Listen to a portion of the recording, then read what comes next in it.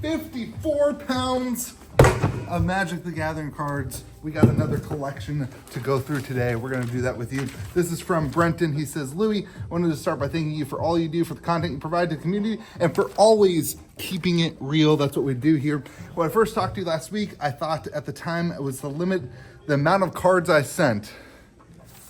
Caution, heavy, 35, okay. Though I realized that I really need help. He goes on to say that there's a lot more included than I originally anticipated, but he needed help going through his collection, and that's what we're doing today. We're going through a massive collection. Brenton, thank you for sending a collection. Let's see what we got in here. I think there's even Pokemon cards. Look at me. I'm a PokeTuber now, everybody. They send me Charizards. I'm a PokeTuber. I love Pokemon. If those of you guys who don't know, I'm currently working on collecting a full Wizards of the Coast set. So it'll be a lot of fun to go through this and see if there's anything that I need from the Wizards of the Coast set. And then we're just going to go through all this. He's got a million boxes of Magic the Gathering cards in here. We're going to go through. We're always buying collections. KitchenTableTCG at gmail.com. So he's got some bulk in here. So what we'll do is sift through anything that's sleeved. We'll go ahead and scan in manually. And then anything that is not sleeved, we'll put through our card sorter. We will send him a complete PDF of all the cards with all the details. Lots and lots of cards here. It'll be fun to go through, and we'll share that with you at the end. I mean, it is a metric ton of cards. Lots of sleeve cards too. So we'll see how long it takes us to go through. And this is the business. This is the game. Hopefully you're having a fun day. Enjoy the video. All right, so we got all of the cards out of those boxes. We've got Cole. He is starting to sort these into rarity. The way we do our cards is we have them organized by rarity and foil or non-foil. Just to give you an idea of what this is, I thought this was going to be mostly bulk cards, but it is not. Let's just pull random stack out. Can I do that while I'm holding this phone? Let's pull a random stack out. Look, we've got Sensei's Divining Top, Sensei's Divining Top, Sensei's Divining Top, and a Sanctum Weaver. What's up, Nate? So, got tons of Commander staples, just absolute bangers of cards, all mostly modern cards. So we'll get them all organized first, and then we'll look through for conditions, and then we will start scanning. Looking through lots of Secret Lair cards. Cole didn't even know these ones existed, and neither did I. Lots of Secret Lair cards. Somebody was a big fan of the Secret Lair. Again, to put it in perspective, this is just some random cards in the box after Force of Wills, after Force of Wills, after Imperial Seals. This is a massive, massive trade. Look what we found. I missed out on that Secret Lair. It would have just gotten here anyway. So these will be the cards that I keep from the collection every time. I always choose a set of cards to keep from a collection I buy. And now we went live, and we're going through the collection live. Somebody just said I was massive. Oh, Donald said I was massive. Donald called me fat on stream, so now I'm making him sort cards. Not true. Not true. Going through the collection live, so check out that live stream in the comment section below if you want to go through that. But we went live with the awesome chat while we were going through this collection. So make sure you're subscribed. So it's day 3 of buying this collection. I know this video is just one video. We bought a new computer, and we've got more. How you feeling? We've got a new computer. This is what's left to scan. This is what's already been scanned. We've got cards over here that are undervalued. I don't know if I'm showing you that. We've got cards that are undervalued. We got more scanning cards. I'm scanning cards up at the desk. And then we got Joey is full in orders today. And Cole, how you feeling? I'm feeling great. Cole is scanning in the foil rares. Cole, show him the card that you're not allowed to buy. Oh, we got the raised foil bunny. The raised foil bunny. Cole has already bought 3 of the raised foil cards. You're not supposed to say and that. I told him that he's not allowed to buy any. And here we're going to do a guess the card, win the card with more in the middle of a non-short video with one of the cards from the collection that we will still buy, everybody, if he gets it right. Here we go, more. All right, more, guess the card, win the card. Red. No. Blue. No. Yes. Blue. Multicolored? Yes. Green. Yes. Stone mold? Yes. White. Yes. Black? No. So, green, blue, white. Yes. Legendary. Yes. Creature. Yes. Did it come from a Commander product? Yes. Derevi. No. Uh, is it merfolk? No. Fish? No. Elf? No. Bird? No. Does it have flying? No. Uh, It can gain flying. no, not those. Activated ability. No. Triggered ability. Yes. When it attacks. No. Uh, It's a hard one. This is a really hard card. I despise you. You didn't get it. You ran out of time. Yeah. It was Miss Bumbleflower. So we're still having fun. We like to have a good time, and we're still buying this collection, and we'll try to get to the end of this video eventually. It is currently Monday. We started this on, I don't even remember, maybe Thursday or Friday. It's going to take a while. But yeah, we're always buying collections. You can reach out at KitchenTableTCG, gmail.com, and we're going pretty good. And it's over. We finished scanning the collection. Here is all about a 5,000 count box, about halfway full, about 4,000 cards that got into value, and then a box about 4,000 cards that were under value, under the 50-cent threshold. So this is one of those things that the card sorter would have helped a ton with.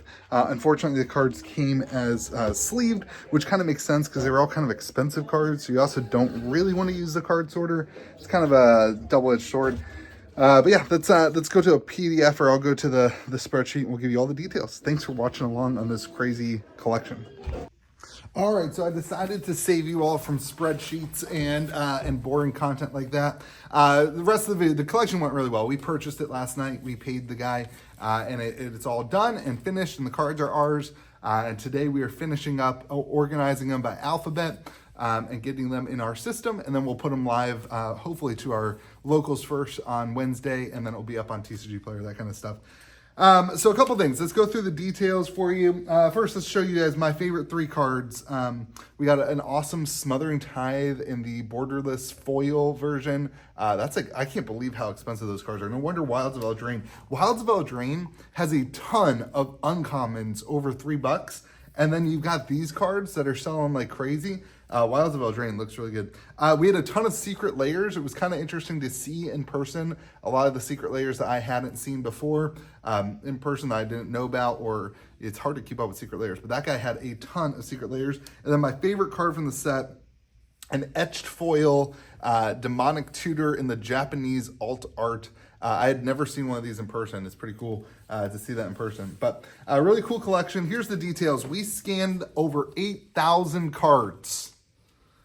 We'll get into what I learned about this in a second. We scanned over 8,000 cards. Of those 8,000 cards, 3,500 of those were over our 50-cent threshold. And then 4,500 were kind of bulk cards, bulk rares, bulk whatever. We talked about that a little bit on the stream if you want to watch the stream video. The total value of those cards, it was around $19,750, right around there. It was give or take, some money, but around $19,000. It took us around 60 man hours, around 60 hours to sort, condition, scan, value, organize, and we're still finishing that up. One thing I forgot to say here with the time that it took us to go through this collection is that this doesn't include the time that it's going to take us to sell all the cards that are now in the collection. And so one of the things we do is we scale the value of the cards to slow down orders initially.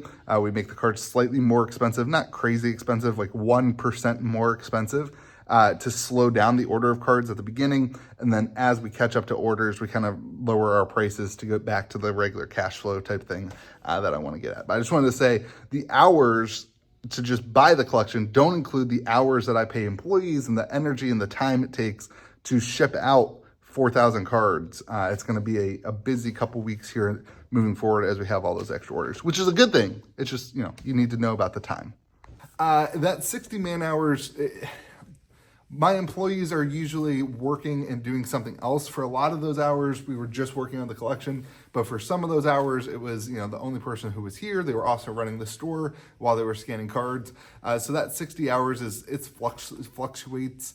I was streaming for some of those hours, so it slows down. We probably could have done it faster. But that's about what we put into the time in terms of the time it took our people to go through it. And so of those $19,000, of that $19,000, About 3,000 of it was cards over $50. About $8,000 of it was cards between $10 and $50. And about $8,000 worth of it was 50 cents to $10. So a huge range of cards. The over about half of it being in that $10 to $50 range, which is a really healthy range. Lots of those cards will sell really quickly. I don't love getting collections where it's all super expensive cards. It just, I don't know. Maybe I'm wrong on it. It just feels like those $10 to $50 cards just fly in terms of cash flow and keeping things together. Those cards have a lot of value in terms of moving quickly. And then obviously you don't want to buy a collection that's all 50 cent to $2 cards either. So all in all, that's the details of the collection and what it took us. Here's some things I learned from going through. This is the second collection of the year that's been this kind of size. The first collection was a video I did. I bought a $70,000 collection. It was a lot of older cards, a lot of dual lands. It was a lot of higher end Magic. I think the volume of this collection was very similar to that. We certainly learned a lot from buying that one. We've certainly learned a lot on buying this collection in terms of how to make things go quicker. One of the things I did, I showed you in the earlier video, we bought another computer. It cost me like $300 for the computer. We already had the camera, and it probably made this take an entire day less in terms of time it took the business and energy for me, a day or two less, because I was able to have three people scanning at once. Rather than just the two computers we already had. And then we're going to use that computer. I bought it's a PC, it's a laptop. So we're going to be able to use that computer if we go to conventions and go to do external site buying, if we ever choose to do that. It's kind of like a business, it's an investment in the idea that we can now, when we go to a convention, be able to buy cards there in the same system that we have here in store. So we really like that quick list software. I know there's quirks to it, but that's like how we buy cards. And so to be able to take that, for me to be able to take that and work at home, for me to be able to do different things, it's really valuable. That extra computer really helped. The second thing I learned is that these collections consume the business. When a collection like this comes in, that's this many cards, it's hard for me to focus on anything else in the business. And I think that means I need to continue to grow and help my employees get more efficient at doing it. The problem is these don't come in every day. If we had a collection like this, if we were like a Card Kingdom, we had a collection like this coming in every day, we would get really good at it. But when it comes in once every 6 months, a large collection like this, it's hard for me to train my staff because like it's hard for me, I'm figuring out while I'm doing it. So as we get better with it, I think it will consume me less. But that's why having that third computer helps, because I get to get it out of the way. I get to get done with the collection and move on to making regular videos, to running the local stuff better. And so if I could get these collections, these large collections, to only take me like one business day, that would be, if we could just have all hands on deck, one business day, knock out a collection like this, that would be ideal. And that brings me to the last thing. The reason that this collection took more time than I initially thought it would was because all the cards were sleeved. And like a lot of the cards should have been sleeved, and that's fine. And I didn't ask for the cards not to be sleeved. Like, this is on me. I think when I buy collections, if I ask people to send me the cards in a long box without sleeves, that would allow us to put them through. It would be easier. Even scanning cards, when you're scanning them in sleeves, it's harder. You can't see the conditions. You obviously can't use the card sorter. There's a lot of it slows down the process when you have to do it all by hand. So I'm entertaining the idea of being like, hey, if you know cards are worth over $20, leave them in sleeves, but the rest of the cards, leave them unsleeved or go ahead and de-sleeve them. And we will still do the vast majority of the work, but that would speed up this whole process super quickly. And if I can get the process to move quicker, I can pay more money for the cards as well. I paid a lot of employee hours to do this collection. I paid a good chunk of money in time. And if I could get on the front end of that things to move it quicker, that would allow us to move through it faster. So those are my thoughts on it. For those of you who are curious, we can now just hit a button with the quick list software. We can just hit a button and it lists it on TCG Player, which is a huge advantage. The way we handle that locally, I will then tell my local customers, hey, we have new cards on the list. They can have first dibs on it, kind of a little heads up that we have cards. And a lot of them are already like, hey, when's that collection going live? When's that collection going live? And then they're just on our TCG Player account, which you can shop at gamegrove.gg. We have a pro website that's linked to our main website, and you can buy the cards directly from us. We don't pay the TCG Player fees when you do that, which is super nice. So all in all, big collection, big day. It's nice to have it done, and it's nice to have that kind of a large collection come in that obviously jumpstarts a lot of things. We are always buying collections. Reach out to me at KitchenTableTCG@gmail.com. I can send you our buy rates. We buy any card over 50 cents. There's like 3 or 4 different percentages depending on the value of the card. This one ended up kind of averaging out at right around 50% for the value of the collection. All in all, pretty good. So hopefully you guys have yourself a fantastic day. Be kind to the people around you. Let me know what you think in the comment section below, and we'll keep the regular content going.